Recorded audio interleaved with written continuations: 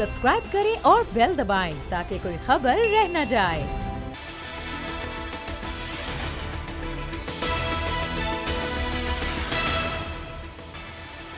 अस्सलाम वालेकुम नाज़रीन, प्रोग्राम अब बात होगी में आपको खुशामदीद कहेंगे। मैं हूं आपके साथ सहरेश जुहेब। कल की मरियम नवाज़ की प्रेस कॉन्फ्रेंस जिसने नया पेंडोरा बॉक्स खोल दिया है, जिसके बाद हर तरफ अब एक ही बहस छिड़ गई है कि आया ये प्रेस कॉन्फ्रेंस ठीक है या टेम्पर्ड है, या जो बातें इसमें कही गई हैं उसका फॉरेंसिक होना चाहिए, ऑडियो का भी वीडियो का भी, ताकि दूध का दूध और पानी का पानी हो जाए। उस प्रेस कॉन्फ्रेंस के बाद आज जज अरशद मलिक की जानिब से प्रेस रिलीज़ जारी की गई, जिसमें उनकी जानिब से कहा गया है कि जो कुछ भी इस वीडियो में कहा गया या दिखाया गया सब झूठ पर मबनी है। उन्होंने इसके साथ साथ ये भी कहा है कि इस वीडियो के हवाले से वो कानूनी चाराजोई जो कि हो सकती है वो होनी चाहिए। उन्होंने कहा कि उनके इस वीडियो के हवाले से नासिर भट्ट से पुरानी शनासाई का उन्होंने एतराफ़ किया, उनको रिश्वत की बार बार ऑफ़र की गई, ये भी उन्होंने कहा है। तो इस सारी सूरत हाल पर हम बात करेंगे। मरियम नवाज़ रद्द-ए-अमल में ट्वीट किया है, उस पर भी बात होगी। लेकिन अभी इस वक्त मरियम नवाज़ जाती उमरा से रवाना हो रही हैं मंडी बहाउद्दीन के लिए, जहाँ पर आज नून लीग का जलसा है। और रवानगी से कबल उन्होंने मीडिया से बातचीत की है। उनकी जानिब से क्या कहा गया पहले आपको वो दिखाते हैं।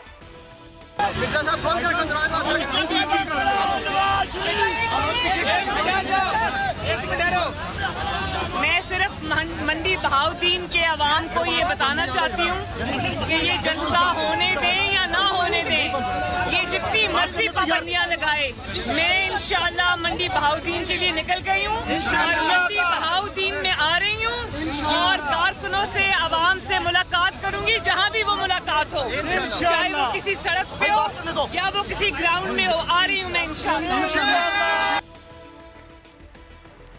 शोर काफ़ी था, नारेबाजी की जा रही थी, सपोर्टर्स उनके इर्द गिर्द जमा थे, जबकि रैली की शक्ल में वो मंडी बहाउद्दीन के लिए रवाना हो रही हैं, जहां पर आज उन्होंने जलसा करना है। लेकिन जलसा गाह की जो सूरत हाल है वो कुछ ठीक नहीं है। वहाँ पर पानी खड़ा है और दरवाज़ों को, जो गेट्स हैं उनको ताले लगा दिए गए हैं, सालेम इंटरचेंज को बंद कर दिया गया है। तो अब देखते हैं कि किस तरह वहाँ पर पहुँचती हैं और जलसा किस तरीके से किया जाता है। क्या रैली से खिताब करते हैं या फिर किसी और जगह पर स्टेज तैयार किया जाता है।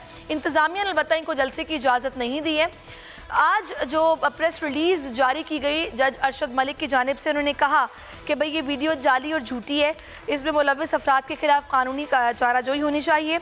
और मरियम नवाज़ ने सियासी फ़ायदा उठाने के लिए न्यूज़ कॉन्फ्रेंस की है। मुझ पर कोई जब दबाव होता तो एक मुकदमे में बरी ना करता। और नासिर भट्ट साहब से उन्होंने पुरानी शनासाई का एतराफ़ भी किया है। रिश्वत क्यों नहीं ऑफ़र की गई, उन्होंने इस हवाले से कहा है कि 12 मुझे ऑफ़र की गई है, लेकिन मैं हक़ और सच के साथ खड़ा रहा।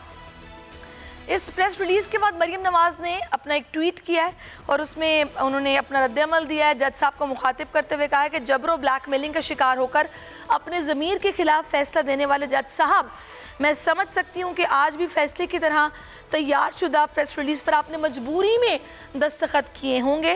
Thank you very much. आपने वीडियो का इनकार ना करके तस्दीक कर दी है। बाकी शाम को मंडी बहाउद्दीन में। तो इस सारी सूरत हाल पर बात करते हैं। साथ ही इस प्रेस रिलीज़ के बाद जो डॉक्टर फिरदौस आशिक अवान है, उन्होंने भी आज प्रेस कॉन्फ्रेंस की और उनकी जानिब से कहा गया कि हुकूमत ने ऐलान कर दिया है कि वो इस वीडियो का फॉरेंसिक ऑडिट करवाएंगे, ऑडियो का भी, वीडियो का भी, और बाकायदा तहकीकात करवाई जाएंगी। जो भी इससे मुलव्विस होगा उसे कैफ़िर किरदार तक पहुँचाया जाएगा। इस वक्त पीपल्स पार्टी के रहनुमा आगा रफ़ीउल्लाह हमें ज्वाइन कर चुके हैं, जबकि पाकिस्तान तहरीक इंसाफ से मुसरत इकबाल चीमा साहिबा हमें ज्वाइन कर चुके हैं। सबसे पहले मैं आगा रफ़ीउल्लाह साहब से बात करूँगी। आगा साहब, किस तरह देख रहे हैं आप इस सारी सूरत हाल को? एक नया पेंडोरा बॉक्स खुल गया है, आपका पहला रिएक्शन क्या है? जी बिस्मिल्लाहिर्रहमानिर्रहीम।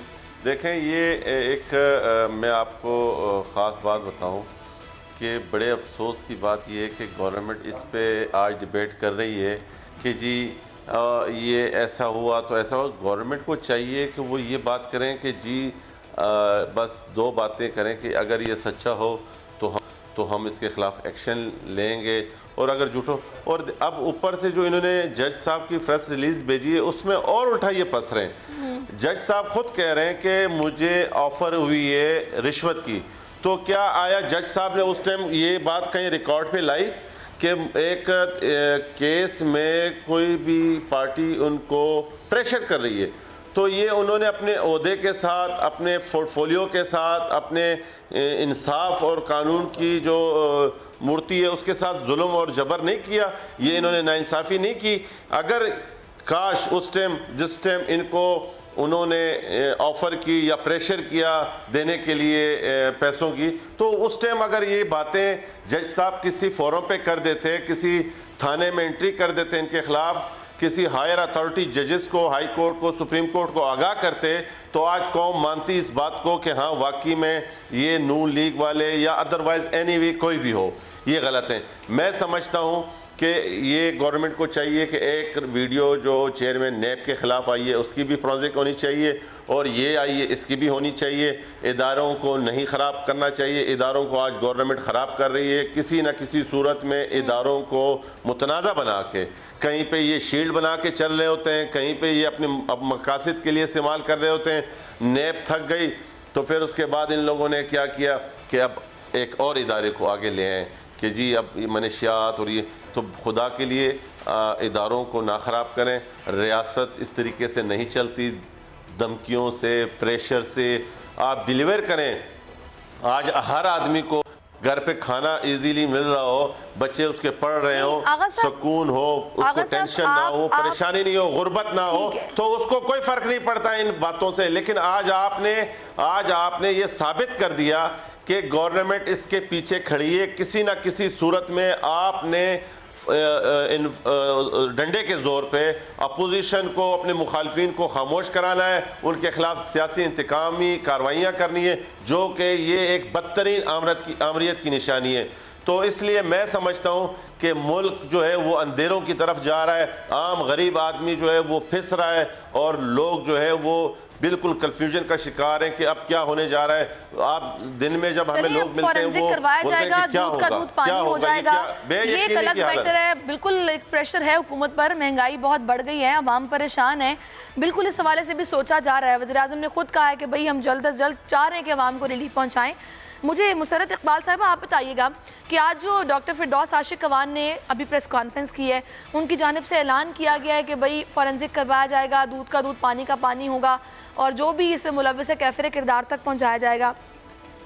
एक तो पहले ही ये लोग ये इल्ज़ाम लगा रहे हैं हुकूमत पर कि भाई ये इदारों के साथ मिले हुए हैं, एम्पायर के साथ मिलकर खेल खेला जा रहा था, हमारा जो एहतसाब किया जा रहा है एक तरफा है, वो इंडिपेंडेंट नहीं है इदारे। तो ये इसमें ये बात बार बार कही जा रही है कि भाई ये काम तो लाहौर हाई कोर्ट का है, इस्लामाबाद हाई कोर्ट का है, सुप्रीम कोर्ट का है। आप लोग क्यों इस बात का ऐलान कर रहे हैं कि फॉरेंसिक करवाएंगे? तो पहले ही लगाते हैं कि आप मिले हुए हैं। जब ये अदालती मामलात हैं तो अदालत को करना चाहिए ना ये काम। बिस्मिल्लाहिर्रहमानिर्रहीम। जी बिस्मिल्लाहिर्रहमानिर्रहीम। सबसे पहले तो मैं बता दूं, Jamshed Iqbal, Musarrat Jamshed Iqbal, so my name is Musarrat Jamshed, not Jamshed Iqbal ji. तो दूसरी बात, मैं आपको देखें मेरी बात सुने, मैं थोड़ा सा मरियम की ये जो सारी प्रेस कॉन्फ्रेंस है उसका हवाला दे के फिर मैं आपको ये बात आसानी से समझाने के मतलब काबिल होंगी कि आपको मेरी बात अंडरस्टैंड करने में आसानी हो जाए। अच्छा, मुझे ये बताएं कि मरियम मेरे एक आम पाकिस्तानी शहरी की हैसियत से और एक मेंबर पार्लियामेंट की हैसियत से मेरे कुछ सवाल आज हैं जो हर आम पाकिस्तानी जब हम अपने हलके में जाते हैं तो वो हमसे पूछते हैं कि मरियम को इतनी छूट किस लिए दी जा रही है। मरियम ने पहले पाकिस्तान की सॉवरेनिटी पे अटैक किया, डॉन लीक्स जैसे इशू में ये इन्वॉल्व हुई बीबी, उसके बाद इसने मुल्क के इदारों के साथ खुली जंग की, ओके। उसके बाद जब इस बीबी को कोई और नहीं मिला तो जो इसने अपनी पार्टी का असर किया वो तो इस मुल्क के अवाम पे और पाकिस्तान पे रहती दुनिया तक इनका एहसान है कि इन्होंने PMLN को अपने मंतकी अंजाम तक पहुँचाने में एक अहम किरदार अदा किया। जहाँ तक इनकी पार्टी की ज़ाती जंग है उसमें हमें कोई लेना देना नहीं है, हमारा कोई कंसर्न नहीं है। लेकिन ये बीबी कल उठी है, इसने उठ के जिस तरह से, इट्स नॉट अबाउट एक जज, जो जज साहब है अरशद मलिक साहब की तो बात ही नहीं है, इसने उस पूरे फैसले को, इसने पूरी जुडिशरी को खुलेआम चैलेंज किया एक फ्रॉड की शक्ल में। She is a cheap blackmailer कि जो इसको लगता है कि ये एक फेक चीज़ से एक फेक सीन क्रिएट करके तो ये इस मुल्क के इदारों को चैलेंज करेंगी और फिर सारा मुल्क इस बीबी के आगे यरगमाल बन के इदारे घुटने टेकेंगे और कहेंगे I am sorry madam Maryam, हमें माफ़ी दे दो और ये अपने अब्बा जी को बाहर ले जाओ और लूटी दौलत को एंजॉय करो। ये पता नहीं किन ख्वाबों की दुनिया में ये औरत रहती है। मेरी तो समझ से बाहर है कि अब मेरे दो सवाल है मुल्क के इदारों से और ऑनरेबल कोर्ट से। सुप्रीम कोर्ट ने जब ये डिसाइड किया कि कोई कोर्ट के अंदर झूठी जब भी कोई झूठी गवाही देगा तो उसकी 7 साल की सज़ा है, तो अब मेरे मुल्क के इदारे आज डिसाइड करें कि मरियम की सज़ा क्या होगी। इसने पूरी जुडिशरी को चैलेंज किया और जज साहब का तो आपके सामने जो प्रेस रिलीज आ गई है वो आपके सामने, और उसके बाद ये मुंह चढ़ा रही है हमारे फैसलों का, हमारी अदालतों का और हमारे मुल्क के कवानीन का मुंह चढ़ाती है। फिर दूसरा, मैं मान लेती हूँ 1 मिनट के लिए एज ए पाकिस्तानी, मैं और आप मान लें कि इन्होंने कोई चोरी नहीं की होगी। किस कानून के तहत मरियम एक सरकारी गाड़ी अपने घर में रख के बैठी हुई थी जो 2 दिन पहले उनके घर से बाजियाब हुई? वो बात तो कहने का मकसद ये कि मेरे लिए और आपके लिए कानून और मरियम चूंकि शर्मगेज हुई है के हवाले से कहा जा रहा है कि जाएगी। दूसरी बात मैं बताऊं, प्रेस रिलीज के हवाले से भी जो बात हो रही है जज साहब ने जारी किया उसमें कॉन्ट्रडिक्शन है कि भाई मरियम ने अपने ट्वीट में कहा कि आपने वीडियो का इनकार ना करके उसकी तस्दीक कर दी है। यानी कि जो जज साहब हैं अगर उनकी नासिर भट्ट साहब से मुलाकात हुई है तो वो उसमें इनकार नहीं कर रहे कि मुलाकात नहीं हुई मेरी, वो तो शनासाई का इतराफ कर रहे हैं। मेरी बात सुन ले। अच्छा, किसी की मुलाकात होना और उसके बाद एक फैसला, हम इस मुल्क में रहते हैं, इस मुल्क के शहरी हैं, कोई किसी का पुराना ताल्लुक होगा, कोई नेबर होगा, आप बैठोगे और वहाँ पे जाके देखें इसका बेस्ट वे क्या है कि इसका ऑडिट कर लिया जाए। और मुल्क के अगर हमारी हुकूमत है, मुझे ये बताएं कि किसी इदारे को, किसी चैनल को, किसी को कोई ब्लैकमेलर, कोई क्राइम ज़दा और क्राइम करने वाला कोई मुजरिम आके ब्लैकमेल करेगा तो मुल्क के इदारे या गवर्नमेंट सोई रहेगी? बिल्कुल नहीं सोई रहेगी। We are suppose to strengthen, हम अपने कोर्ट्स को, अपने इदारों के पीछे हमारी हुकूमत खड़ी है, जहाँ पे जिसको भी हम देखेंगे कि अगर कोई किसी को इस तरह से ब्लैकमेल करके फैसलों को चैलेंज कर रहा है तो वो हम नहीं होने देंगे। जहां तक रहेगी बात कि जबरदस्त चीज है, जब फोरेंसिक ऑडिट हो जाएगा तो दूध का दूध और पानी का पानी हो जाएगा। लेकिन तो मसला हो रहा है कि फोरेंसिक जो आप लोग करवाएंगे की हुई है उसको तो माने नॉट ऑन, क्योंकि ये लोग तो पहले ही आप लोगों पर एतबार नहीं कर रहे हैं कि भाई आप लोग अंपायर के साथ मिलकर खेल रहे हैं, एहतसाब एक तरफा हो रहा है, इदारे आपके साथ मिले हुए हैं, वो तो पहले की बात करें तो फोरेंसिक को वो किस तरीके से फिर मानेंगे? ये जरूर एक पॉइंट है जो कि इसमें रेज होता है। सवाल है। अच्छा, मैं इसका जवाब आपसे लेती हूँ, लेकिन मंडी बहाउद्दीन में आज नून भी है और मरियम नवाज रवाना भी हुई हैं जाती उम्रा से, और इसी जलसे के हवाले से साबिक वज़ीर आज़म शाहिद खान अब्बासी साहब ने कुछ बातचीत की है, पहले आपको सुनवाते हैं। होने वाले हैं, मैं गिरफ्तारी के लिए तैयार हूँ और आज की प्रेस कॉन्फ्रेंस के बाद तो लगता है हम तैयार हैं जनाब, हम तैयार हैं। और आपको लाइफ प्रिजन भी हो सकती है जी? लाइफ प्रिजन अगर होगी? लाइफ प्रिजन क्या होता है यार? हम लोग जुर्म, मैं तो सिर्फ कहता हूँ इल्जाम लगा दे, जिसने मेरे पे बात कर रही है इल्जाम लगा दे, शेख रशीद इल्जाम लगा दे। और आज शेख रशीद साहब जो बात करते हैं वो दुरुस्त है या सिर्फ? शेख रशीद ने आज तक कोई दुरुस्त बात की है? वो कह रहे हैं जो खुद करप्शन में मुलव्वस हो, वो कहते हैं ख्वाजा इसहाक डार साहब जो हैं वो इस महीने के आखिर तक पाकिस्तान लाए जाएंगे। यार ये उससे पूछे यार, मैं शेख रशीद को ज्यादा अहमियत नहीं देता है। मंडी बहाउद्दीन में जलसा है और शाहिद खान अब्बासी साहब की गुफ्तगू आपने सुनी। उन्होंने कहा बिल्कुल हम तैयार हैं, हम जेलों से नहीं डरते, किसी चीज़ से हमें डर नहीं लगता।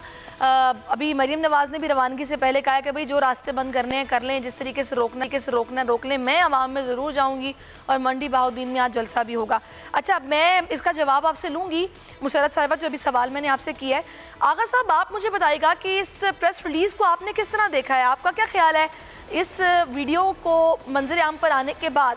कि आप बरीजुमा हो गए हैं जज साहब अपना ये प्रेस रिलीज़ जारी करने के बाद, जो उन्होंने बताई हैं चीज़ें कि भाई नासिर भट्ट साहब शनासाई थी, वकालत के दौर में थी? देखें मैंने शुरू में एक आपके प्रोग्राम के शुरू में मैंने कहा कि अगर जज साहब ने एक इल्ज़ाम लगाया है कि मुझे ऑफ़र किए पैसों की, काश अगर ये बातें सच होती और अगर ये सच थी तो उस टाइम जज साहब को चाहिए था कि लीगल इसके ख़िलाफ़ एक्शन होता, या वो कोई ख़त लिखते जुडिशल काउंसिल को, हाई कोर्ट को, सुप्रीम कोर्ट को, या किसी थाने में रोज़नामचे में एंट्री करते कि इस नामी शख्स का या जो लॉयर है या XYZ जो भी था, इसने आके मुझे ये सियासी प्रेशर दिया या पैसों की बात की, XYZ, जो इनका लीगल राइट भी है और इनकी जिम्मेदारी है, इनके फ़र्ज़ है, आइनी फ़र्ज़ है इनके ऊपर कि अगर मैं किसी केस में इनको जाके पैसों की ऑफ़र करता हूँ या कोई इस तरह की बात करता हूँ तो इन जज साहब के ऊपर ये फ़र्ज़ है कि वो इस बात को एक्सपोज करे और इस चीज़ को उसके ख़िलाफ़ लीगल एक्शन हो। आज जब उन्होंने आपके ऊपर चीज़ें आया कर दी पूरी कौम को, तो फिर आपकी ये बातें जो है वो बेमानी है। कोई सियासी तौर पे, कानूनी तौर पे, इखलाकी तौर पे कोई हैसियत नहीं रह जाती। हाँ, अगर आपने उस टाइम में किसी थाने में या कोई लीगल प्रोसेस किया हुआ था, आज ये बातें होती और वो लीगल प्रोसेस है कि उन्होंने खत लिखने का फैसला कर लिया है chief justice Islamabad high court को। उन्होंने कहा है कि तहकीकात कराई जाए इस वीडियो के हवाले से, क्योंकि उन्होंने कहा तोड़ मरोड़ के पेश किया जा रहा है हकाइक को जो इसमें बयान किए गए हैं, मुख्तलिफ वाक़यात और मौज़ूआत पर जो गुफ्तगू हो रही है। अभी ये जो सारी सूरत हाल है, आप मेरी बात सुने ना, मरियम नवाज, इससे मेरी एक बात सुने ना। गवर्नमेंट ये कह रही है कि ये एक इंतहाई कातिल और क्रिमिनल आदमी है, ये जो भट्ट साहब हैं। तो इस जज साहब की, जिसको हमारी पूरी PTI की गवर्नमेंट जानती है कि ये एक क्रिमिनल और कातिल आदमी है, और वो जज साहब इतने मासूम थे, इनके दोस्त के बारे में उनको इतना नहीं पता कि इस क्रिमिनल आदमी के साथ मैं इतनी एक्टिविटी क्यों करूं और अपने घर क्यों बुलाऊं, और वो एक पार्टी, सियासी पार्टी से मुतल्लिक उस दौर में शनासाई थी, उनके भाई मुझे मिल चुके हैं।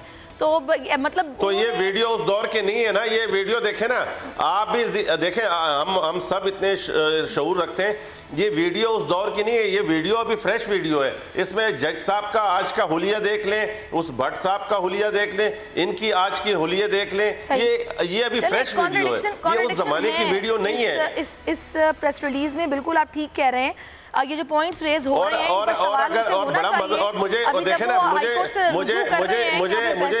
मुझे इतना मजा आता अगर गवर्नमेंट ये कहती कि हमने जो नैब के चेयरमैन वाली वीडियो है उसकी भी प्रोजेक्ट करवाएंगे। वो उसके ऊपर ये क्यों नहीं आते, उसके ऊपर ये लोग क्यों बात नहीं करते हैं? अच्छा, जो इन्होंने खुद चलवाई थी। चलें जी, मैं इसी सारी सूरत हाल पर बात करूंगी, जो ये वीडियो का मामला है जिसके पर प्रेस रिलीज आई है।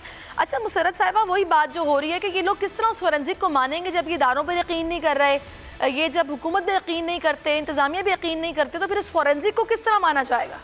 तो आज तक कोई फैसला जो इनको जिसमें इनको रिलीफ मिली वो हक और सच की फतह थी, उसी फैसले को इन्होंने एक्सेप्ट किया, और जो फैसला हक और सच पे मबनी इनके मुताबिक वो नहीं होता जो इनके अगेंस्ट आ जाए। तो देखिए फैसले जो भी हैं, ऑडिट्स जितने भी हैं, वो हकीकत पे मबनी होने हैं। ये वो दौर ख़त्म हो चुका हुआ है, किसी को इनसे कोई ज़ाती इशू नहीं है। इनको ये बात अंडरस्टैंड कर लेनी चाहिए कि अकाउंटेबिलिटी का प्रोसेस है, इस अकाउंटेबिलिटी में से हर एक को गुजरना पड़ेगा। जिसने इस मुल्क को लूटा है, उसका नाम शहबाज शरीफ हो, नवाज़ हो, मरियम हो, और मरियम जितना ज़्यादा ये जो कुछ ये कर रही है उसका ना इस मुल्क के इदारों को नुकसान है, पाकिस्तान को अल्लाह के हुक्म से ये औरत कोई नुकसान नहीं पहुंचा सकती। अगर किसी को नुकसान होना था तो वो हो गया, वो है PMLN। और PMLN का मुकद्दर, उनमें सारे लोग तो बुरे नहीं थे, सारों ने तो करप्शन नहीं की थी कि आज उन पे ये औरत मुसल्लत हुई जिसने अपने चोरी का माल बचाते बचाते इन तमाम लोगों की सियासत को दफन कर दिया, और अल्लाह के हुक्म से कल आखिरी कील भी इसने ठोक दिया। कहने का मकसद ये है कि मरियम के मानने से ये मुल्क चलेगा कि मरियम इस फैसले को एक्सेप्ट करेगी वो ठीक है, जिसको एक्सेप्ट नहीं करेगी वो ठीक नहीं है। जो फॉरेंसिक ऑडिट है, आप नहीं समझती कि ये कुछ इस तरह से करवाया जाए कि भी दोनों फरीक इसमें मतलब रजामंद हो कि भी हाँ यहाँ से करवा लिया जाए, बरतानिया से भी करवाया जा सकता है? क्योंकि मुझे नहीं लगता कि ये लोग यहाँ पर जो फॉरेंसिक होगा, जो आप लोग करवाएंगे, उसको मानेंगे। अच्छा, एक तो मैं एक बात बता दूं कि मैं आपको मेरा 5 साल का छोटा बेटा है, मैं उसके सवाल आपके सामने रखती हूँ। ये मुल्क इतना फारिग नहीं है कि हम मरियम इस मुल्क के इदारों को और हर चीज़ को चैलेंज करेगी और खिलौना बना के ये हमें बॉल फेंकेगी और हम उस तरफ भाग पड़ेंगे। सबसे पहले तो ये कि ये इसमें कोई हकीकत है ही नहीं, और ऑडिट हम इसलिए करवा रहे हैं, और हमें अपने मुल्क के इदारों को स्ट्रेंथन करने की जब हम बात करते हैं, जब हम उनको एम्पावर करने की बात करते हैं, तो हम बाहर भाग भाग के नहीं जाएंगे। बाहर वालों ने आके, आपको पता है, मोहतरमा बेनजीर भुट्टो साहिबा की शहादत पे भी इन्वेस्टिगेशंस की थी, जबकि इन पीपल्स पार्टी की खुद की हुकूमत थी। रिजल्ट क्या निकला? इंशाल्लाह मुल्क के अवाम को समझ आनी चाहिए बात, और मीडिया को समझ आनी चाहिए, बिकॉज आप अवाम के भी नुमाइंदे नुमाइंदे हैं और आप इस मुल्क के हर शहरी के नुमाइंदे हैं, ठीक है जी। आपने रियल पिक्चर और आईना दिखाना होता है। जहाँ तक रहेगी बात हमें इनको खुश करने के लिए इस पर हम मज़ीद भी बात कर। आप ये कह रही हैं कि अगर ये इदारों पे यकीन नहीं करते तो ना करें, हम लोग जिस तरीके से अपना काम कर रहे हैं करते रहेंगे। सिर्फ इनके कहने से ये नहीं हो सकता कि भाई हम सारे मामलात जो हैं वो इस तरीके से देखेंगे भाई यहाँ से नहीं करवा सकते तो बरतानिया से करवाया जाए। इनको सेटिस्फाई करना ज़रूरी नहीं है, हम सेटिस्फाइड हैं, इदारे काम कर रहे हैं तो वैसे ही करते रहेंगे। आपका पॉइंट आ गया, इस पर मज़ीद भी हम बात करेंगे। एक छोटा सा ब्रेक ले लेते हैं, ब्रेक के बाद वापस आते हैं, आप हमारे साथ रहिए।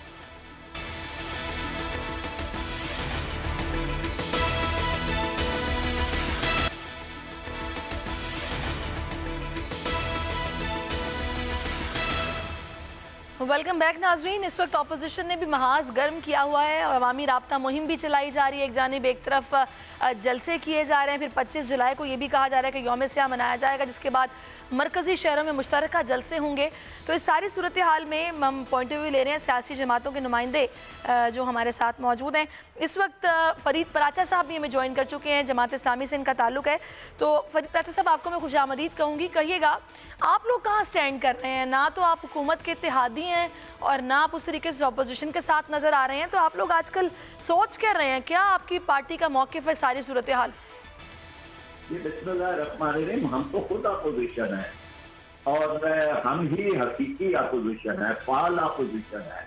बाकी तो कोई मुद्दा मौजूद नहीं है, ना कोई आप नाम ले सकेंगे कि ये एक मुद्दा अपोजिशन है, इसका एक रहनुमा है। सही नहीं है, ये पोलिटिकल पार्टीज है मुख्तलिफ और माजी के अंदर ये बरसरे इक़्तिदार रहने वाली पार्टियां हैं इनमें, और वो पार्टियां हैं कि जो उन तमाम जराइम के अंदर जिनका आज हम मौजूदा हुकूमत से जिनके साथी हैं उनमें ये भी उसी तरह हिस्सेदार हैं।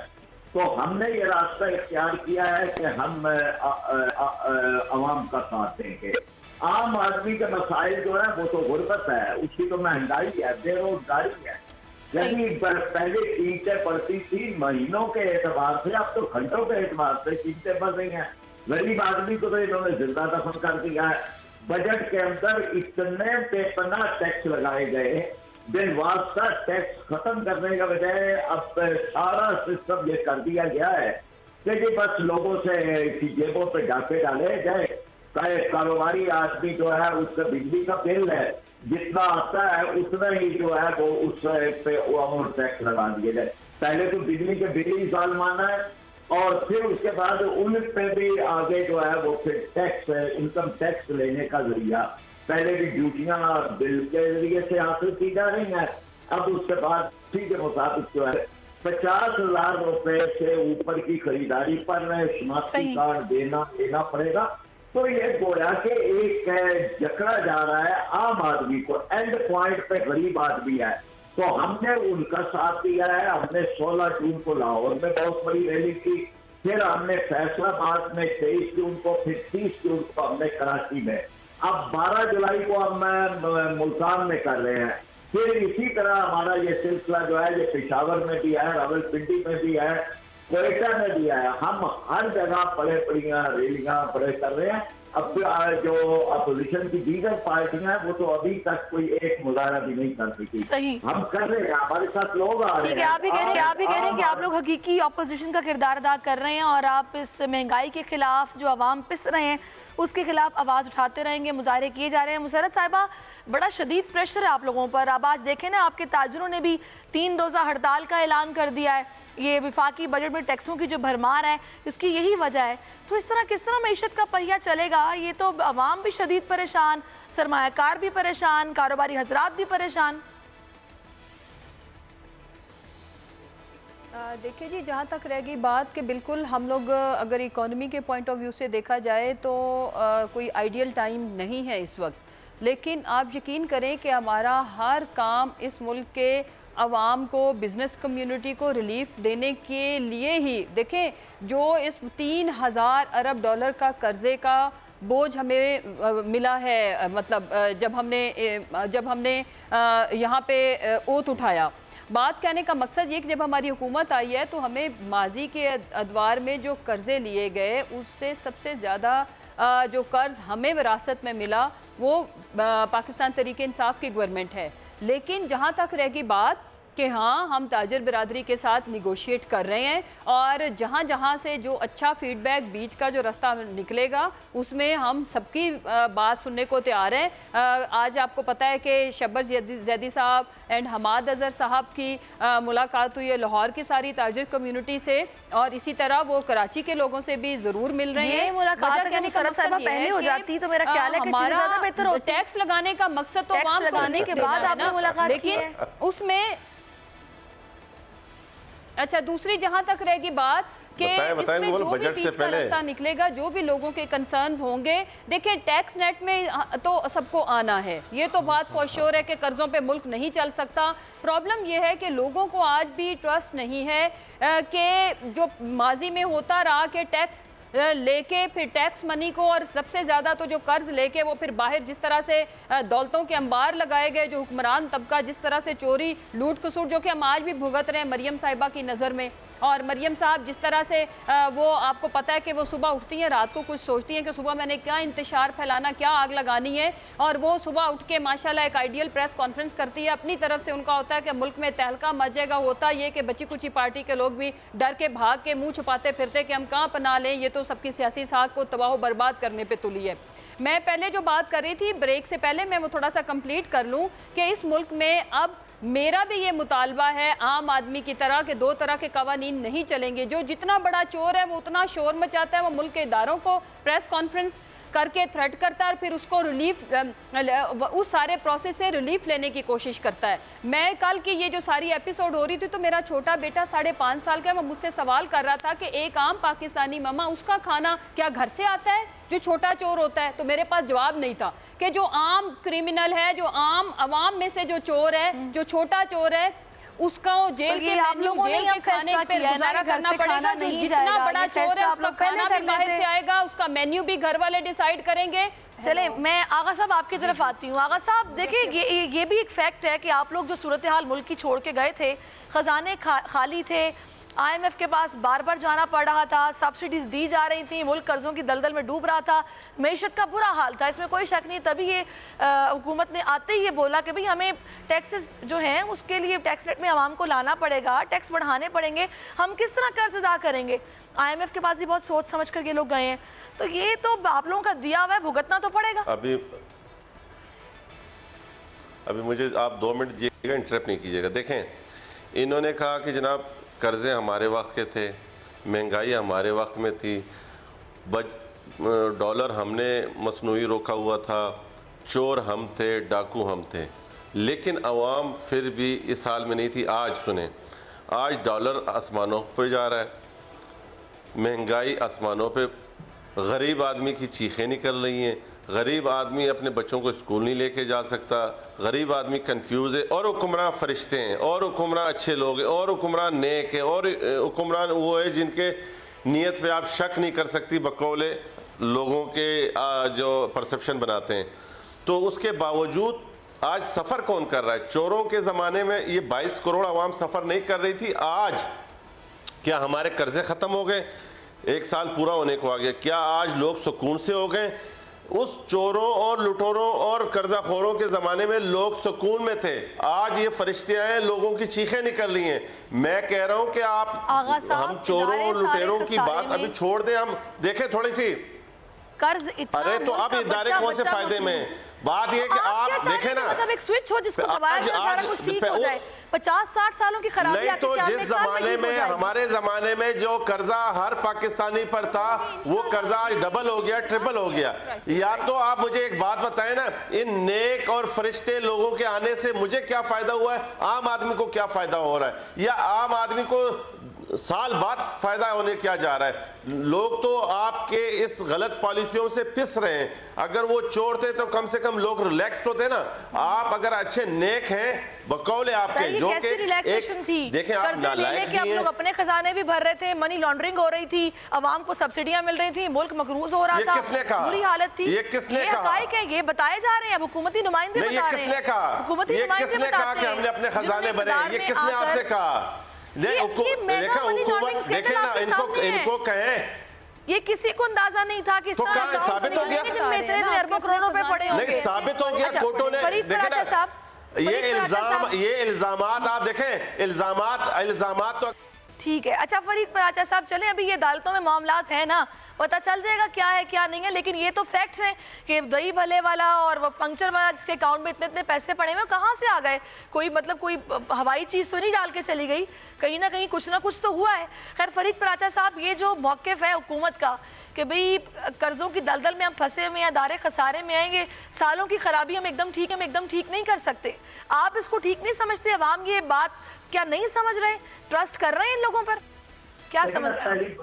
पहली बात तो यह है कि जमात इस्लामी माजी के भी जितने करप्ट लोग हैं उनकी करप्शन के खिलाफ सबसे ज्यादा आवाज हम ही उठा रहे थे, हम ही उठा रहे हैं, हम ही उठाते रहेंगे। और हम ये कह रहे हैं कि ये जितना कुछ आप करप्शन के खिलाफ कार्रवाई कर रहे हैं, आम आदमी को बताएं कि आपने रिकवरी क्या की है, आपने रुपया कौन सा वापिस लाया है, गरीब आदमी पे बोझ कब कम होगा। आप टैक्सों को फिर लगा रहे हैं, कर्जों को फिर ले रहे हैं। तो ये जो कुछ था कि ये चोर थे, लुटेरे थे, लूट गए, तो कोई इनका लूट का माल भी तो रिकवर करें और लेके आए। और जो चोर लकीर के इस तरफ है, उन चोरों का भी तो एक हिसाब होना चाहिए। अब जहां तक ये बात है कि ये टैक्स लगा रहे हैं, तो ये नहीं लगा रहे, ये IMF लगा रही है। अगर ये बजट इन्होंने बनाया है तो इन्हें तो बजट के आधा तो शुमार भी नहीं पता, आप किसी भी PTI वाले से पूछ ले। और ये इतने बड़े पैमाने पे टैक्स जो लगाए हैं, कोई एक तरतीब तो होती है कि आप डायरेक्ट टैक्स लगाएं, आप बिलवास्ता टैक्स लगा रहे हैं। ठीक है, बिलवास्ता टैक्स जो तो आप ताजरों की हड़ताल को सपोर्ट कर रहे हैं? आपके ख्याल में इनके तहफ़्फ़ुज़ात जल्द अज जल्द दूर होने चाहिए? सबसे बात तो दूर होने चाहिए और टैक्स भी देना चाहिए। हम टैक्स देने के हक में हैं, हम कहते हैं टैक्स दे, जेन्युइन ले, आप शरा ले, आप जो है बहुत आसान बनाए। ये दरमियान में से जो एक घपले होते हैं और मुकबजा होता है, इसको खत्म करे। अब टोटल आडिट इन्होंने रख दिया, पहले जो है वो पूरा अंदाजी के साथ था। अब जब टोटल आडिट होगा तो क्या हर सतह के ऊपर जो है वो आडिट करने वाला और वो साजक उनके दरमियान मुकमुका नहीं होगा, फिर कुछ नहीं आएगा। फिर एक पूरा सबके जो है आप एक बात करें, ताजरों पर कौम पे एतमाद करें, आप जो है वो सारे का सारा निजाम लाया। जब बहुत शुक्रिया फरीद पराचा साहब, बहुत शुक्रिया आगा साहब आपका भी, और मुसरत साहब आपका भी बहुत शुक्रिया। बात वही है कि मुश्किल पड़ती है तो फिर कौम बन के निकलना पड़ता है और थोड़ी सी मुश्किल को बर्दाश्त भी करना पड़ता है। वज़ीर आज़म कह रहे हैं कि इदारों पर एतमाद करें, हम पर एतमाद करें, और आवाम को चाहिए कि वो टैक्स अदा करें ताकि हुकूमत की मदद करें। उनके बार बार ये अपील भी की जा रही है। टाइम चूँकि ख़त्म हो चुका है, आगा साहब मैं यकीनन आपका पॉइंट ऑफ व्यू लेती, लेकिन मुझे माज़रत चाहूँगी, वक्त की किल्लत की वजह से जाना पड़ा। नाज़रीन आपसे इजाज़त चाहेंगे, अल्लाह हाफिज़, अपना बहुत ख्याल रखिएगा।